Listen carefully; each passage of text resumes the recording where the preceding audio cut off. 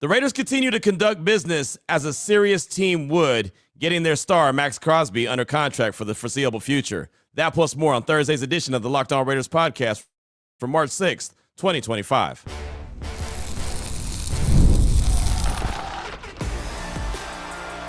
You are Locked On Raiders, your daily Las Vegas Raiders podcast, part of the Locked On Podcast Network, your team every day. And welcome here, Raider Nation, to another edition of the Locked On Raiders podcast. Thank you so much for making the show your first listen of the day. We definitely appreciate you. You're catching the show wherever you find your favorite podcast. That's great. You're checking us out on the YouTube page. You know that's great as well. I say it all the time. The show continues to grow each and every day, and that's a hats off to you, Raider Nation. Without you, obviously the show is nothing. But right now, where we're ranked as far as the audio version, ranked third, and on the YouTube page, ranked sixth, that's a heck of an accomplishment. So again, hats off to you, Raider Nation. Of course, on the YouTube side of things, hats off to my man Ari, who does a great job. You can check him out each and every day on Twitter if you want, at Ari Produces. You can hit me up at your boy Q254. And if you want to be a part of the show, as many of you do, we've got the Locked On Raider podcast voicemail line at 707-654-4693. As a matter of fact, we got a ton of feedback, a lot of conversation we've had all week long, all off season. Of course, it's going to be a really busy one for the Silver and Black. So ton of great feedback, calls, and texts. We'll get as much in as possible. I won't be able to get to every one of them, but we'll try to get to as many as possible. So thank you so much for being patient with us as we try to sift through all the calls that we get. But that's how we'll close out the show, segment number 3. Segment number 2, we'll talk about the Raiders continuing to conduct business like a team that wants to be serious. As my tag team partner on ESPN Radio, Joe Fortenbaugh, says, there's 3 types of teams in the National Football League: serious, unserious, and for entertainment purposes only. And as he said, the Raiders were the poster childs for unserious. But the way that they're making moves, the way they're conducting business, the hires that they're making, and the signing of Maxx Crosby to the contract they gave him is showing that they're trying to be a serious team, not just now, but also in the future. Break that down coming up in segment number 2 of today's Locked On Raiders podcast. Here in segment number 1, news and notes. And trust and believe, there's so many news and notes to get to, not only with the Raiders, but the National Football League. So let's go ahead and jump right into it. Obviously, the big news of the day was that the Raiders signed Maxx Crosby to a 3-year contract extension. Adam Schefter tweeted out, the Raiders are signing Pro Bowl defensive end Maxx Crosby to a 3-year, $106.5 million extension. That includes $91.5 million guaranteed, making him the highest paid non-quarterback in NFL history. Also, for the third time in 4 years, the Raiders are addressing the contract of their cornerstone player, this time cementing his relationship with the Raiders for the foreseeable future. So, really good news. We knew that was a storyline going into the offseason. We've talked about it. Max has talked about it. We knew that it was something, right? He has 2 years left on his deal, but he had no guaranteed money. So at some point, that had to be addressed. The good thing about this is not only is it a 3-year contract extension, but as Team PR reached out to us and let us know that it also goes with the 2 years that he still had left on his deal. So he's tied with the Raiders for the next 5 seasons, which I think is great. 27 years old. He'll turn 28 in August. He'll be 32, 33 years old when this contract is set to expire. So I think that that's great news. A lot of people on my radio show called in on Wednesday and said, man, this is the exact opposite of September 1st, 2018, when the Raiders made the move to trade Khalil Mack to the Chicago Bears that Saturday morning. And I remember it like it was yesterday, especially here on the Locked On Raiders podcast. And you can go back and check. September 1st, 2018. It was a Saturday. It was a special emergency podcast that I did. I was livid. And I mean livid, when John Gruden traded away Khalil Mack for draft picks to the Chicago Bears. And the funny thing about that is it goes full circle, because in that episode, and again, you can go back and listen, again, September 1st, 2018, I said what John Gruden did is the same thing that Pete Carroll did in the Super Bowl, which is funny because now Pete Carroll's the head coach of the Raiders. And I said Pete Carroll didn't give Marshawn Lynch the ball at the goal line because he didn't want him to score the touchdown and be the MVP of the game and be the face of the Seattle Seahawks. He wanted that to be Russell Wilson, so he was going to throw the touchdown pass. And I said John Gruden didn't want Khalil Mack to be the face of the franchise because he wanted it to be the quarterback because he's an offensive-minded guy. So that's how I kind of tied it all together. But it's funny, it comes full circle now. Pete Carroll is the head coach of the Silver and Black, and they do get their guy, their defensive-minded guy, Maxx Crosby, the leader of the organization. They get him tied up and under contract for the foreseeable future, which is excellent news for Raiders. It's excellent news for Raider Nation. It's excellent news for Maxx Crosby. And, oh, by the way, well earned. Does he know that there's more that he has to do? Absolutely. Is there things that he hasn't checked on, the boxes he hasn't checked yet in his career? Yep. But the one thing we know about Max, the money didn't change the way he worked after he got his first contract extension. So I doubt that the money is going to change the way he works after this contract extension. I'm sure he's going to continue to be the same guy that he's always been. That's why you feel confident when a guy like that gets paid. So shout out to Maxx Crosby for getting that contract extension. Also, on a lighter note, the Raiders signed Alex Kappa. He's a guard to a 2-year deal. He was a member of the Cincinnati Bengals. He just got released not too long ago. Matter of fact, earlier this week or late last week, he got released. The Raiders signed him. They made it official to a 2-year deal. He's going to be some more offensive line depth at the very least.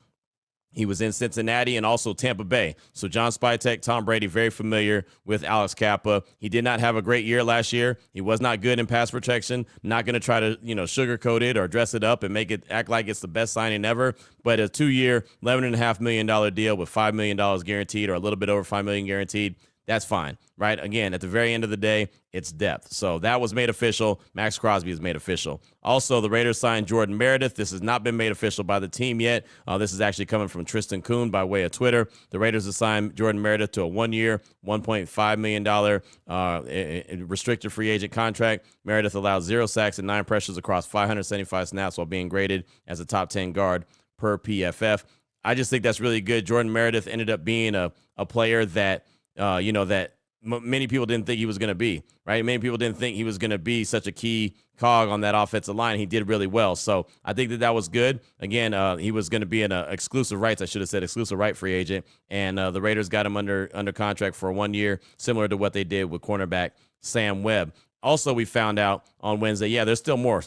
We found out that Gardner Minshew was going to get released or is going to get released next week when the new league year opens up. It's not a surprise to anybody. Tom Pelissero from the NFL Network tweeted out, the Raiders informed quarterback Gardner Minshew they'll release him when the new league year begins next Wednesday. Minshew has 46 career starts and still only 28 years old, an experience option available. And then also releasing Minshew will save about $6.34 million in cap space, $7.6 million in dead money for the Raiders, and then $9.3 million cap space saved if they designate him as a post June 1st release. I don't think there's any reason to do that. Just go ahead and take it, eat it. They've got plenty of cap space, so just go ahead and just make the release official, get it done with this year, and they don't have anything else to worry about. So again, not a big surprise. We all knew that Gardner Minshew was going to get released. So really, that just leaves Carter Bradley and Aiden O'Connell as the current quarterbacks on the Raiders roster. Obviously, that's going to change. And also, my final piece of news and notes that I have for you for segment number 1 of today's Locked On Raiders podcast doesn't have anything to do with the Raiders directly. But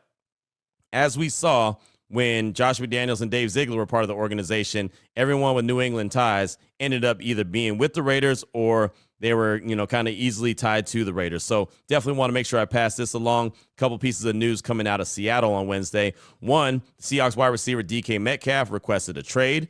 The request came on Wednesday after a series of conversations over the past 2 weeks. Metcalf prefers a contender. So that's that. So, of course, a lot of people are thinking, well, Pete Carroll's in Vegas with the Raiders. The Raiders have a need for a big-time wide receiver, a guy who could be that big-time playmaker, take the top off of defense, go up there and high point a ball. Maybe he'd be a guy that the Raiders would be interested in trading for. So that's out there. Also, we found out on Wednesday that the Seahawks were releasing all-time franchise great wide receiver Tyler Lockett. He piled up over 8,500 receiving yards and 61 touchdowns across 10 seasons in Seattle. The Seahawks are opting to release Lockett rather than pay him his $17 million salary for the season, including the $5.3 million roster bonus that's due on March 16th. So obviously that is some significant news as well. I remember when Tyler Lockett was drafted by the Seattle Seahawks, he came out of Kansas State and he was a really good special teams guy, really good return guy, and turned himself into a really good wide receiver for Seattle. And then Adam Schefter tweeted out, one natural landing spot for soon-to-be former Seahawks wide receiver Tyler Lockett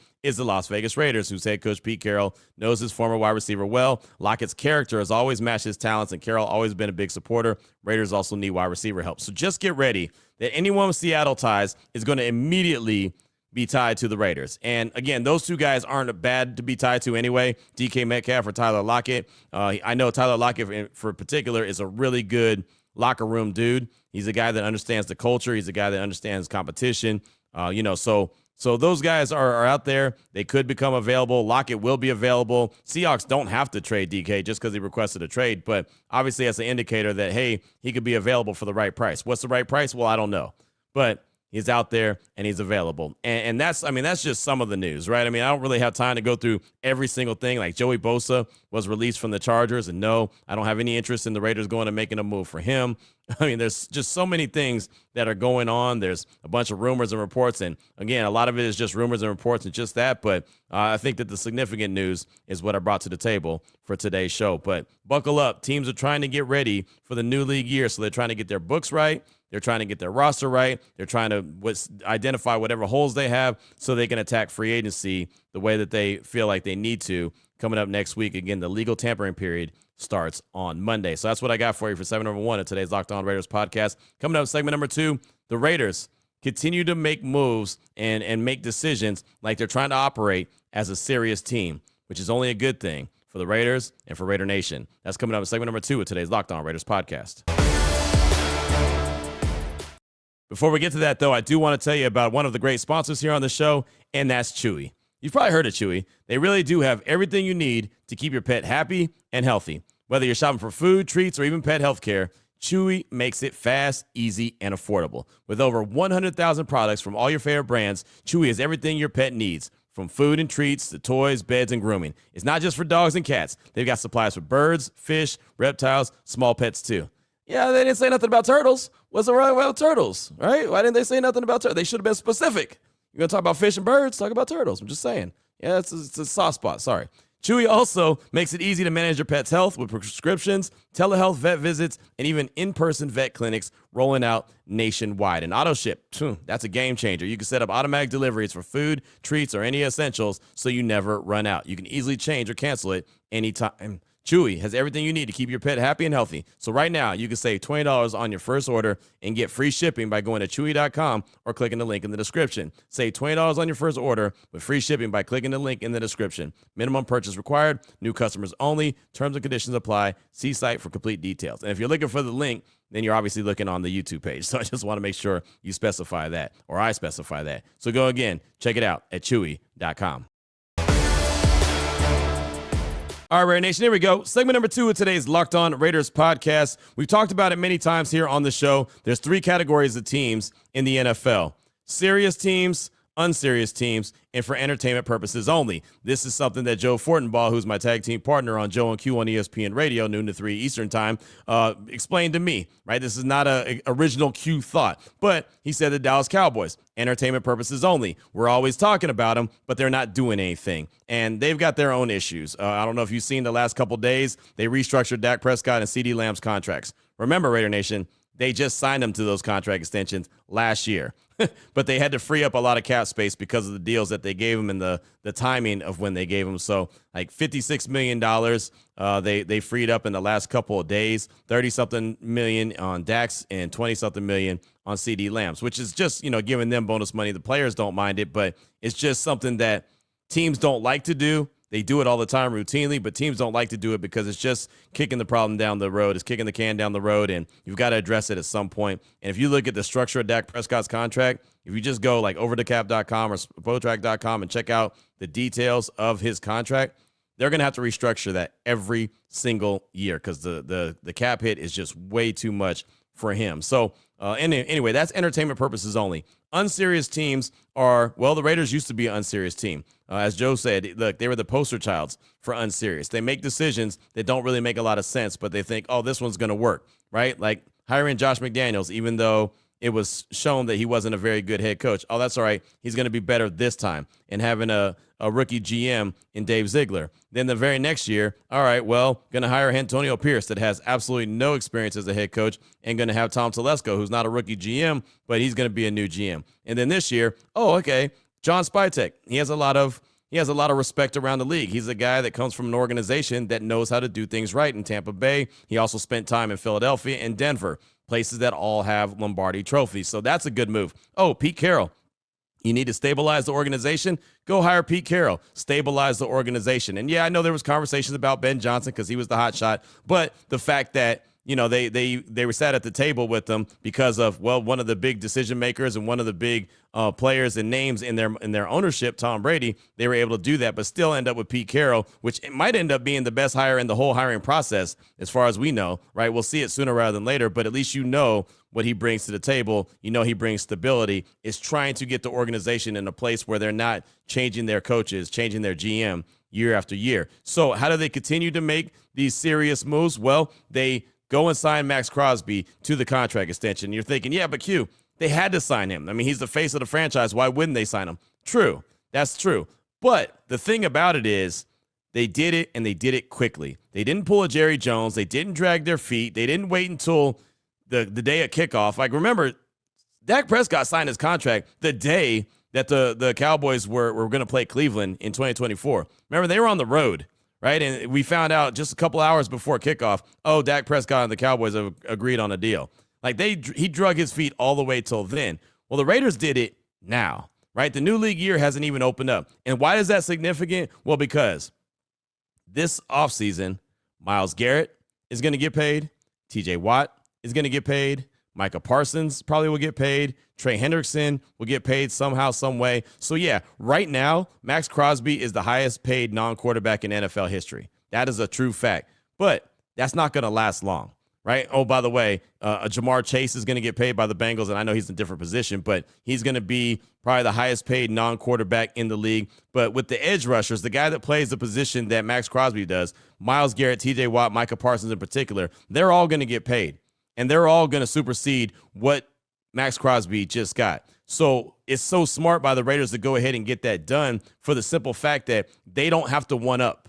They don't have to say, well, Myles got this, now we have to do better than that. Or TJ got this, we've got to do that. You know how it is with the quarterback position. Every single time that a quarterback gets paid, the next man up is going to get more. Well, the Raiders decided to make sure it was important. They got it done immediately, and they don't have to worry about having to one-up the next guy that gets paid. So they're leading things off. They're getting their Ricky Henderson on, rest in peace. They're doing that, right? They're starting things off, and the rest now have to follow that lead. And again, I mean, he's the highest paid non-quarterback right now. That's not going to last long. Matter of fact, next week I expect that to no longer even be a thing. It's just smart to conduct their business like that. Not to mention, it's smart to conduct their business like, hey, they're trying to make sure they keep their really good players in the mix, so it's not a September 1, 2018 situation like we talked about in segment number 1 with Khalil Mack, where they let their best player go, right? They have cash on hand. They have, plenty of cap space. They have ownership led by Tom Brady, who's about as serious as it gets, right? He's serious about winning, right? So all these different factors come into play, and they're conducting themselves like that. They tried to make a move for Matt Stafford, showing what Pete Carroll said, that they want to be aggressive. They want to go and try to win right away while also building for the future. So they tried to get Stafford. No, they didn't get him, but at least you knew that they were out there and they were willing to go out there and spend some money. So that's sending a message to not only the locker room, that's sending a message to the rest of the league. Like, yeah, the Raiders are always, it's a great name. It's a historical name. It's one of the better names in the, as far as franchises in the NFL. But it's no longer just going to be a name. Commitment to excellence, just win, baby, is no longer going to be just a T-shirt, which is, remember the New Year's resolution show that we had, right? Going back to New Year's Eve, and I said you got to make sure that that's no longer just a T-shirt. That actually means something. They're trying to prove that that's going to mean something. That's how you all of a sudden start to slide into the serious team conversation. Look, Kansas City obviously is serious. The Philadelphia Eagles, what they do, they are clearly serious. The Washington Commanders, they make some serious moves after they got Jaden Daniels. You saw what they did, right? There's teams that are consistently serious. You know that they're about not talking about it, just being about it. Baltimore, serious teams. Okay, well, the Raiders now are trying to be there. And I'm not saying just because you signed Maxx Crosby, you're already there. Like your grandfathered in. You're not. You still have work to do. You still have to solve the biggest question on the roster, which is the quarterback position. But you can see that they're not leaving any stone unturned. They're going after, they're pursuing, they're checking out, they're doing their due diligence to everyone that's out there and available. But as we know, if you look at the draft is not a big, sexy superstar draft. It's starters, like I mentioned the other day. Starters. A lot of really good quality starters, but nobody that's just that superstar that you have to have. You look at free agency coming up. It's not a bunch of superstars, man. You got to have that guy. That guy hit free agency. I can't believe it. Got to get him first and foremost. Like, there's not that. So they have an opportunity to really focus in on their guys. They have a lot of free agents, but now they can really pay attention and focus in on, okay, who is so important? Who are the non-negotiables that we have to bring back? Like, there was a big deal that Zach Bond of the Eagles just signed with Philadelphia, right? A contract extension he agreed to. Big-time deal. How does that affect Robert Spillane, right? Same position, middle linebacker. How does that affect him? Does that up the ante on him? Does that, get his contract something close to that? It was about a $54 million deal, I believe, over like 3 years for Zach Bond.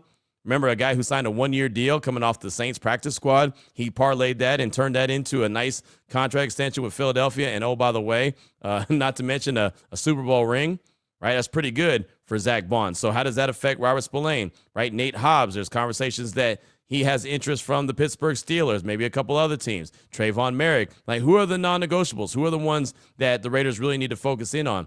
One thing Maxx Crosby said is, well, now that I got this contract extension, maybe that could be a message to the rest of the other free agents that we have. Now he can go out there as the face of the franchise and one of the big faces in the National Football League and recruit players to the team. Hey, look what we're doing over here. You do right by us, they'll take care of you. Which the Raiders have shown that with Maxx Crosby, not once, but twice now with contract extensions.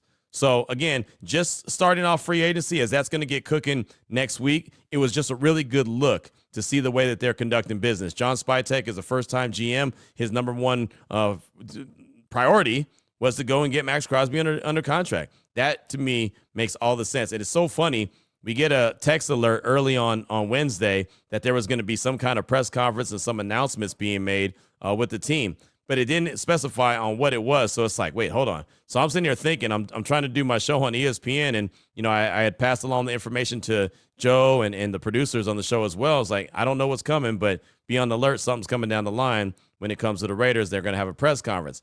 They don't always reach out and say, hey, we're going to have a press conference for something. We got a big announcement coming up. Like, they don't normally do that. So I was wondering, well, what kind of moves can they possibly make? And then I saw the Alex Cappa move, and I was like, well, okay, I know it's not just that, right? They're not holding a press conference to say that they signed a guard that just got released by his team to a 2-year deal. Like, that's not what it is. Eventually, before they announced it, I thought, okay, well, maybe they got a deal done with Maxx. That's obviously what it was, but just didn't know. But again, to me, it's a team showing where their priorities are. It's sending a message to the guys in the locker room, sending a message to the guys around the league that, yeah, we'll take care of you here. So as far as I'm concerned, John Spytek, Pete Carroll, Tom Brady, cannot leave him out of any conversation because, again, a lot of these conversations that are going on have to do with Tom Brady. The whole week I spent at the scouting combine, I couldn't tell you how many people said, I really like what Tom Brady, the thumbprint he's putting on this Raiders organization. Even though none of us knew exactly what the extent of it was going to be, he's very much hands-on. And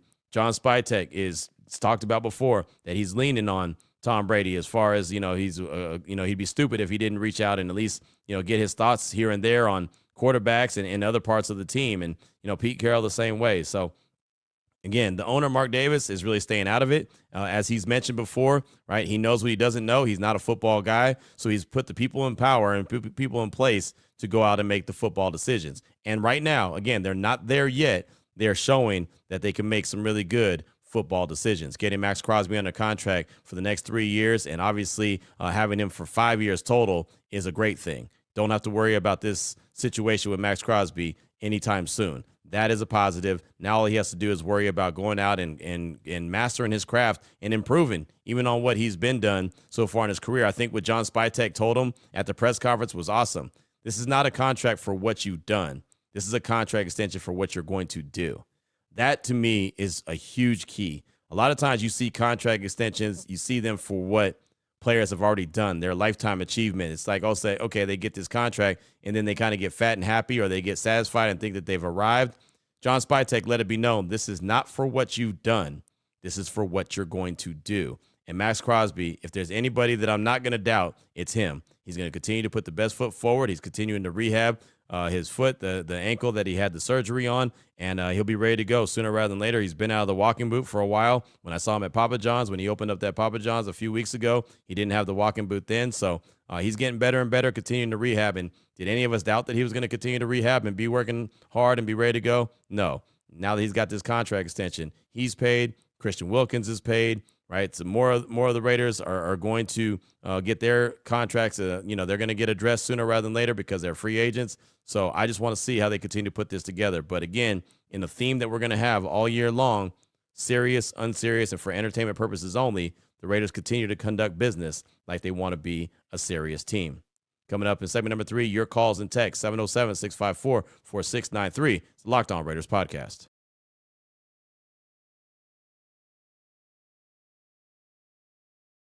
Here we go, Raider Nation. Segment number 3 of today's Locked On Raiders podcast. Your calls and texts. You're up that Locked On Raider podcast voicemail line, 707-654-4693. Let's start things off with Green Eye Raider 81 calling to talk about Tyler Lockett, DK Metcalf, Russell Wilson, and Pete Carroll. What do all those guys have in common?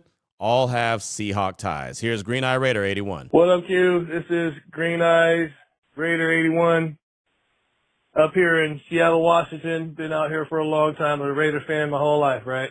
Raider Nation, go. Well, you know, just win, baby. Man, I'm up here hearing that Tyler Lockett just got released. DK Metcalf, go ahead and request a trade. We got Pete Carroll, and Russell Wilson's ass is a free agent. I'm going to feel some type of way if we end up with this damn squad. You hear what I'm saying? Just win, baby. Let's go. Green Eye, thanks so much for the call. Appreciate you. And yeah, I was thinking that earlier on Wednesday, man. We saw Patriot West, right? Are we going to all of a sudden see Vegas Seahawks? Teams and coaches, they roll with familiarity. We know that. Who and what they know, culture, all that good. So it's a strong possibility for sure. Maybe not all the guys that you mentioned, but I could definitely see, a Lockett, maybe a Metcalf. I don't know if Russell Wilson is going to be a fit with Pete Carroll. I'm not 100% sure, but I definitely believe you're going to see a little Seahawk influence on the team. Again, it's just natural. It happens all the time. You saw that with the coaching staff. Like Pete Carroll said when he had his introductory press conference, I want on my staff guys that are familiar with me, that have worked with me. I want guys that haven't worked with me, and I want guys from the Raiders organization, right? Some of the great coaches that they currently have. So I look at that, and I look at the way that they're going to build the roster. Guys that have worked with Pete Carroll, guys that haven't worked with Pete Carroll, and current guys that are already on the Raiders roster. I think they're going to put it together exactly like that as well. So thanks so much for the call. Definitely appreciate you. Up next, got a text from Al in L.A. Say, what's up, Q? It's Al from L.A. I actually do want to sign Rodgers as a bridge quarterback with the idea that they are drafting Dart or Milroe to sit behind him for a year.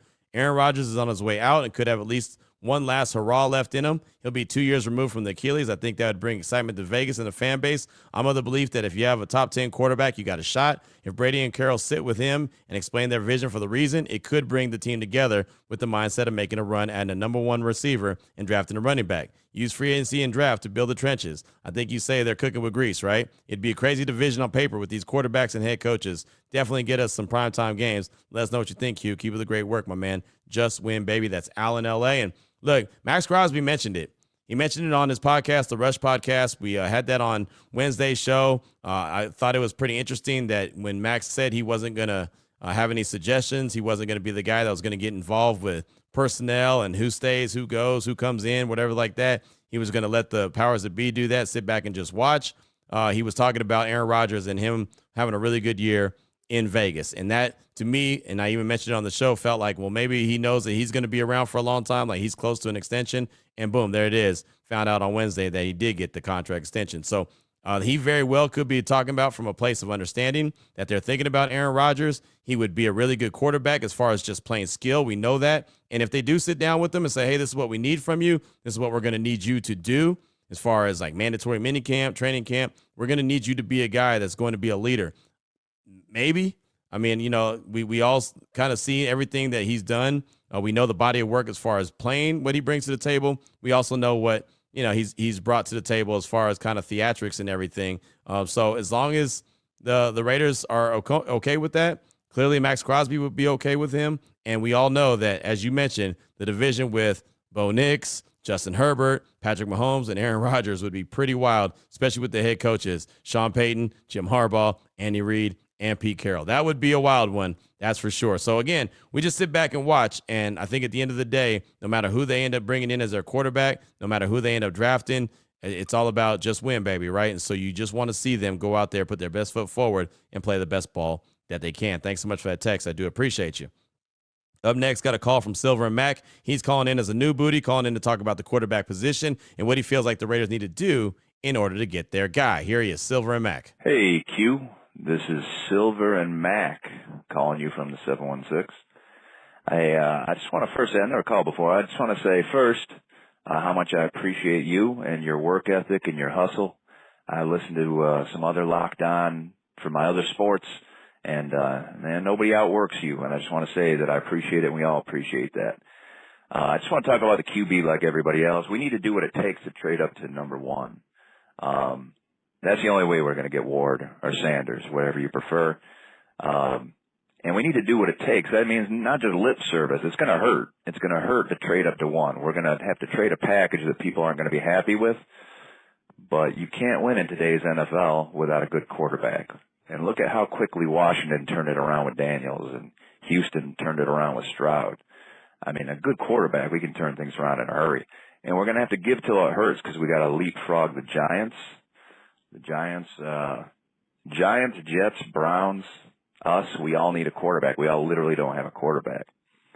So if you want to get Ward or Sanders, you got to trade up to one. And, when these things leak, saying the Browns don't want a quarterback or are going to pass on a quarterback, it's lion season.